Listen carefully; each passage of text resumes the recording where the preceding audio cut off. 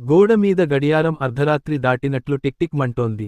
నిశ్శబ్దంగా ఉన్న ఆ గదిలో వినిపిస్తున్న ఏకైక శబ్దం అదే. రాజేష్ తన డెస్క్ దగ్గర కూర్చుని ఉన్నాడు.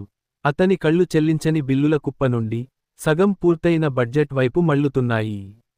అతను తన భార్య, కూతురు నవ్వుతున్న ఫోటో వైపు చూశాడు. ఒక భయంకరమైన ఆలోచన అతనికి తట్టింది. రేపు తను లేకపోతే ఇంటి లోన్ మరియు చదువుల ఖర్చు మొత్తం వారి మీద పడుతుంది. అతను ఇప్పటివరకు ప్రొటెక్షన్ ప్లాన్ ఒక అనవసరమైన ఖర్చుగా భావిస్తున్నానని గ్రహించాడు. మరుసటి రోజు ఉదయం అతనికి ఒక సందేశం వచ్చింది. మీరు లేకుంటే మీ కుటుంబానికి ఫైనాన్సియల్ ప్రొటెక్షన్ ఉందా? రాజేష్ లేదు అని టైప్ చేసి పంపాడు. నిమిషాల వ్యవధిలో ఒక స్పష్టమైన ప్రపోజల్ వచ్చింది. ఒక చిన్న, రెగ్యులర్ ప్రీమియం ఎలా ఫైనాన్సియల్ ప్రొటెక్షన్ మారుతుందో అది చూపిస్తుంది. అతను ఆ డిజిటల్ పత్రంపై సంతకం చేశాడు. చివరకు అతని మనసు మీద ఉన్న ఆ భారీ బరువు తొలగిపోయింది. ఇన్సూరెన్సు మీ కోసం కాదు, అది మీ మీద ఆధారపడిన వారి కోసం. ఈ రోజే ఒక చిన్న అడుగుతో ప్రారంభించండి.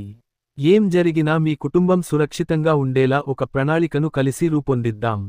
ఏమ్మంటారు?